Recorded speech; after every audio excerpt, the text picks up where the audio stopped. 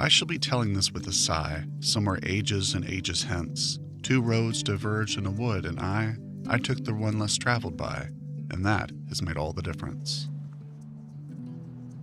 It's rare for me to find a practical life lesson in a work of entertainment, especially a video game, but Sable by Shedworks proved to be a welcome exception to that rule. I'll admit, I was more susceptible to Sable's charms than I normally would be, as real life was pressing in hard and I probably projected on the experience, but boy did Sable's open landscapes and soulful vibe prove to be a fertile ground for projecting. I'd been out of work for 2.5 months, and it was really starting to take a toll on my wife as the sole worker in our home. And then out of nowhere, a temp agency got me an interview with a high-paying company, and it looked like the ship was going to right itself. Now what happened next wasn't cataclysmic, but it was profoundly simple, and the game I played in the middle of all of this was Sable, whose poignant themes proved eerily relevant to my situation. I didn't expect a game with soft music and sprawling vistas to teach me about the value of work, but so it did.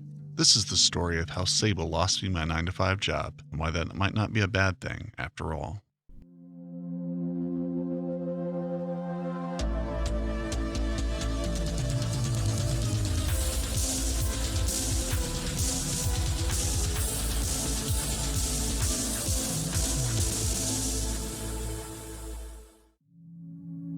June 22nd was the Friday before I hit the 1-year mark of employment with my first remote temp job, one that I had taken to escape the ardor of a thankless and grueling logistics job that I'd hated for all 3 years I'd worked there. June 22nd was also the day I was laid off from said temp job. I didn't quite know what to make of the silly reasons they offered for not renewing my contract, but ultimately I concluded that the unfavorable winds of a recession market had blown me out into the street, which was too bad, really.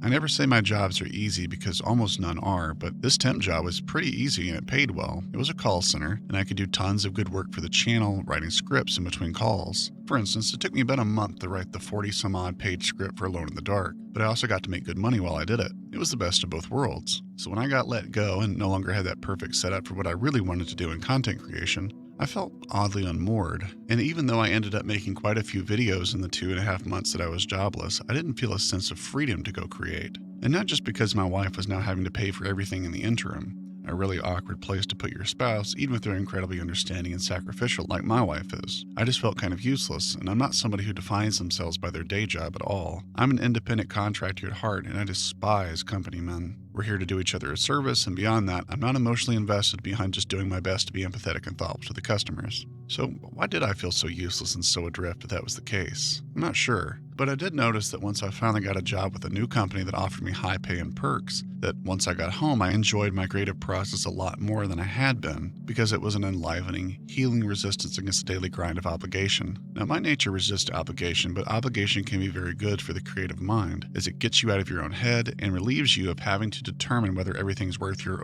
so valuable time, and it increases the enjoyment of the creative work you do once you're done with your obligation. But this new job, this new obligation, soon just felt off. Maybe I was still a little hangover depressed from the 2.5 months I had just drifted in fruitless application after fruitless application limbo. Likely, the new job's similarity to an old job I hated was an irritating reminder of how good I'd had it since. But I persisted and kept going in this new job because my wife needed me, our house needed renovations, the kiddies need food, etc., etc. Suck it up and all that. It was a pretty complicated job at first, requiring tons of cross-referencing product specs and vendor lead times and rerouting shipments to meet the job needs of the general contractors, not to mention classic customer service shit like troubleshooting, placing orders, and processing returns. It was daunting, but seemed doable. Well, maybe one day. Someone even said the job took 6 months to get. Breaks were not really a thing beyond running to the bathroom or getting a drink, and there was no downtime for any writing on my end or the ability to pace oneself through the work. And then somehow I started getting massive headaches and itchy palms from the old shitty air from this old shitty building.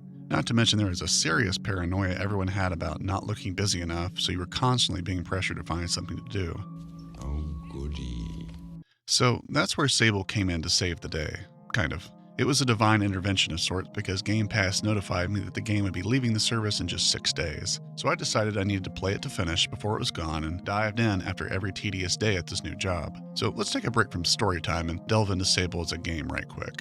Sable stars a young girl named, Sable, who, like me, is at a crossroads in her life. She lives with her tribe in a desert world of rolling dunes and mountains peppered with sci-fi machinery like old spaceships or working mills and factories. Her tribe is agrarian, as are many inhabitants here, but there are plenty of Mad Max or Borderlands-style occupations you'd imagine people would have in such a world, like scavengers for parts or cartographers mapping out the uncharted desert.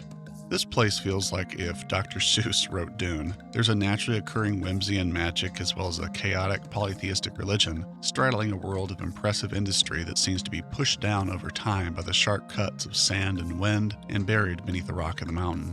Man-made industrial machines and the naturally occurring world are never fully in conflict, though, and often intertwined with each other, reminding me of the friction I crave between the obligation of an honest day job and the somewhat chaotic but rewarding creative process of making video essays.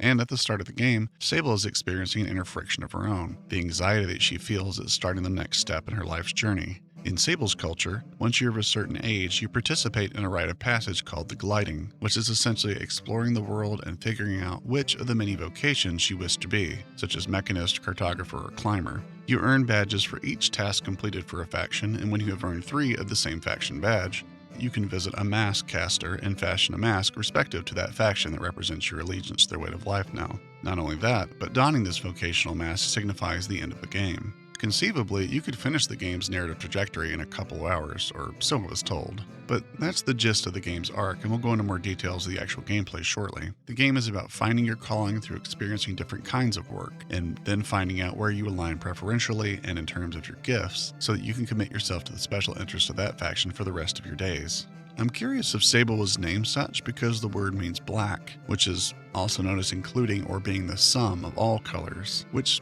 feels like a metaphor where she represents all the colors or possibilities of life waiting in expectance to be experienced. Now, it's totally reasonable to embrace the spirit of this rosy rendition of how humans find their place in the world, but I'm going to play against the spirit of this ending a little because I think it's a helpful thought not just for my life, but everyone in general in regards to what type of work they should be satisfied by.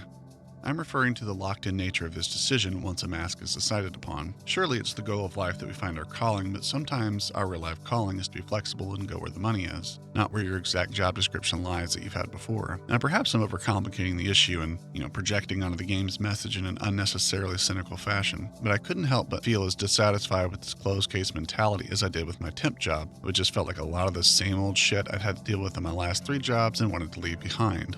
Maybe I don't want to just keep going along the known path. Maybe I need something new to keep me honest. Now, this is a bit ironic for me to push a don't get too comfortable in one form of work narrative, since I'm clearly jonesing to write about video games full-time on YouTube. But what I mean is, in the by and by, when I'm still burning midnight oil for someone else's dream to stay afloat, I have to play along and work a day job, but I need to be able to stand it as I go. I can only grin and bear so much work that doesn't matter or mean much beyond the conveyor belt grind of industry and commerce. Now, it's certainly possible that this residual cynicism colored my ability to enjoy Sable at first, because the opening hours did not impress me. I'd been given a magical hoverbike that I could call with my voice, and I could levitate in a red orb, which was cool, but the rest of the game just wasn't working for me, much like how my new job wasn't working for me. Now, the writing wasn't bad, but it was all dialogue trees with no voice acting, and there was quite a lot of it to click through. The art style had been what attracted me to the game initially, but too often night would fall or you'd go indoors and the world would be desaturated and sapped of all the magic of its fine lines and warm colors that favorably recalled Hergé's style in his Tintin series. So when the game failed to capitalize on its greatest asset like this, I had some trouble staying aesthetically engaged for very long. The music by Japanese Breakfast also failed to draw me in at first, a big no-no in the artsy-fartsy video games movement. The game's menu theme feels like the vocals were constructed totally independent of the initial music track, and so it follows a crooning melody, changes abruptly because it's trying to match instrumentation that didn't seem to plan for vocals later on. The ambient music is often so understated and mixed so low that it's easy to ignore. The piano ballad Glider poignantly enhances your first venture out of your hometown, but transportive moments like this are few and far between. So if the soundtrack had looped the best pieces of music, like Better the Mask or the Burnt Oak Station at Night track more often, I'd have had much more incentive to keep going through the plot of the game's opening hours. In fact, Sable dragged on just like my shifts in my day job. I spent quite a lot of Sable driving to something interesting instead of doing something interesting. Now, while I'm sure the thought was to induce contemplation and serenity, I couldn't shake how needlessly long my commutes were and how boring it could be. So why did I persist? Well, once you've found something to do, that thing is often pretty nice to pull off. Platforming and puzzles are Sable's bread and butter. There is no combat here. You're, after all, a searcher, not a shit starter. You'll scale mountains or structures always in good faith that something cool will be inside. Now, you're not always rewarded for your curiosity, but there's plenty of diversity in what you find, so it's always an intriguing proposition when you can tell a path is being laid out for you to get to the end of. Some treasures are just scrap metal or currency to buy upgrades for your hoverbike or character upgrades that can increase your stamina bar so you can climb higher without having to rest. This inclusion didn't make a whole lot of sense to me except in maybe adding some risk assessment when you're climbing, and honestly this in tandem with the controls not being great was fairly frustrating. Sable fails to grab onto things and falls a lot, and the camera can really go haywire. But sometimes you can avoid these control pitfalls by finding clever routes to your objective that get around your low stamina compared to the height of what you need to climb. Like how you have to scale a small ridge over to the side and then glide down onto this high up pad versus trying to climb up the stem of the pad. Emergent gameplay, folks. What I'm trying to say is that clearly Sable is an immersive sim. But aside from collecting upgrades, materials, and currency, the true payoff for your exploration is finding the environmental puzzle areas. Puzzles start out as very basic, flip the switch, turn on the thing with the battery type affairs, and eventually they get a lot more interesting and require you to understand the space like a good Tomb Raider puzzle. The best example of this that I found was an observatory. Oh my god. The best example of this I found was an observatory resembling a Mesoamerican temple, in which detailed the history of the cosmos and the gods that created it. Additionally, the ships you find crashed on the waste often contain really cool world-building audio logs, or they can even house multiple story puzzles that require mastery of the physics system, so you can gauge how far you'll be catapulted up to a floor, for instance, and how to angle yourself so that the battery you're holding doesn't fly out of your hands. The game also accounts for the inertia experienced by what you're carrying, as well as your character's body. Now, while these are the most interesting puzzle or platforming challenges, the most majestic are the ones where you're finding your way up the side of the mountains that are often connected by a very specific man-made scaffolding system or bridges, and it's up to you to find that Goldilocks path. Factor in having to manage your stamina and knowing when you need to employ your glide ability, and you have simple but requisite feats to perform so you can solve a problem like clearing debris from a windmill at the top or earning a badge from the climber faction for your trouble. You'll also run into some cool little beetle-themed scenarios, like where you have to climb up a tree to knock down some berries, then toss them into rocky areas as bait so that you can capture them when they can't burrow into sand to get away from you. Another one I really liked was doing a similar bait technique to get a giant beetle to move out of the mouth of a giant cave, housing some goodies in its depths. All these whimsically toned, adventurous undertakings started to stack up fun-wise, and I was pretty glad I didn't turn the game off early and instead gave it the necessary room to breathe.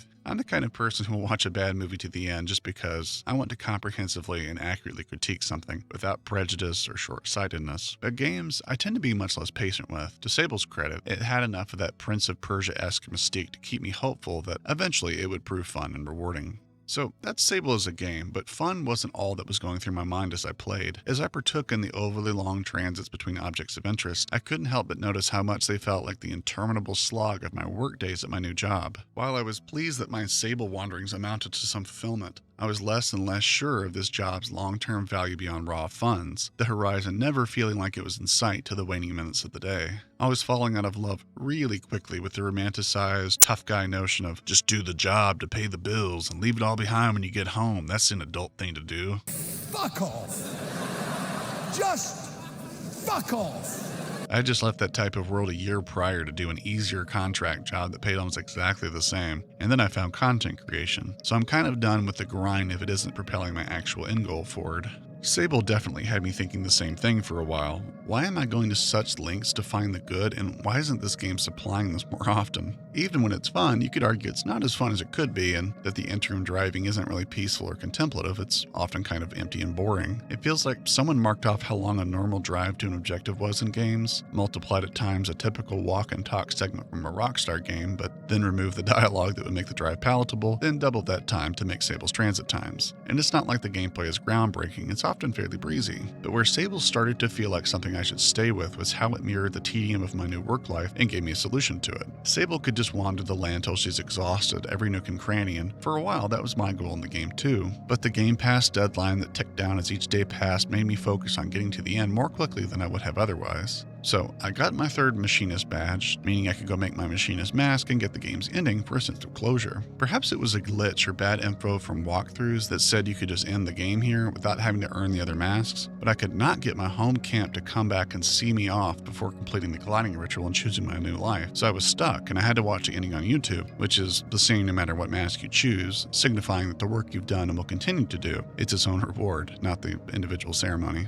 Now, this wasn't the only glitch or hang-up that really hampered my ability to enjoy the game fully. I was also unable to switch clothing, so I could never swap out masks or other items, either for fun or to thematically represent which faction I was leaning towards. Now, both of these snafus conveniently mirror how hard it was for me to shake how my new job wasn't letting me change my spots either. I was stuck in long treks through the desert of tedium and jadedness with no oasis in sight. In tandem with how bad I felt and how restricted the job was going to be, I quit this job just 3 weeks after what had felt like a brave new chapter in my life.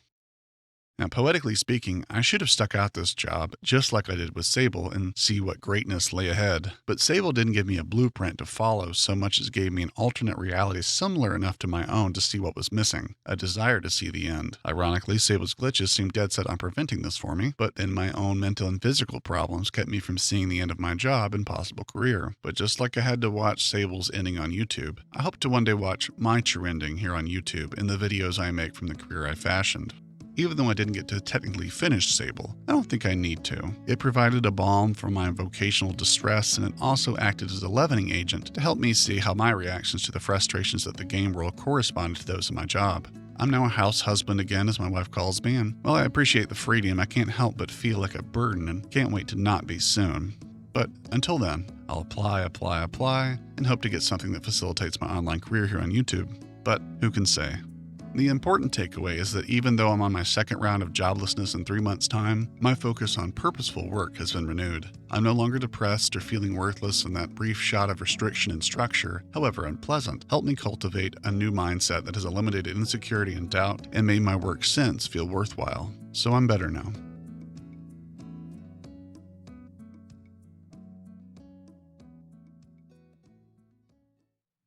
In the final chamber of the temple where Sable completes the gliding ceremony, Sable speaks with masked figures who represent the different gods and the occupations that align with their attributes. Once Sable chooses which of these mean the most to her and dons her final mask, she emerges from the temple, a city looming large in the distance, expectant with possibility, teeming with opportunity. An incredible summary of what this ending means for me can be found in the lyrics to Better the Mask from the game soundtrack. Something happens every day, whether or not you're part, no matter if you wait. But if you're bold and trying to find whatever waits, whichever end, you play a part. And if in time you found that you doubled back, learn to rely on a future you made, in which it gets better. Even though I may not have done enough tasks to earn my mask, I know which one I want to wear one day.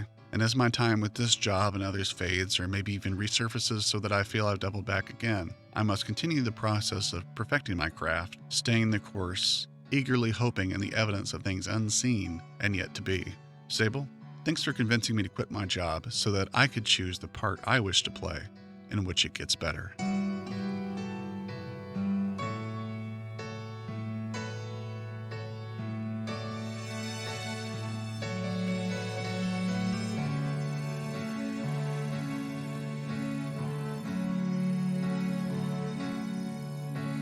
Some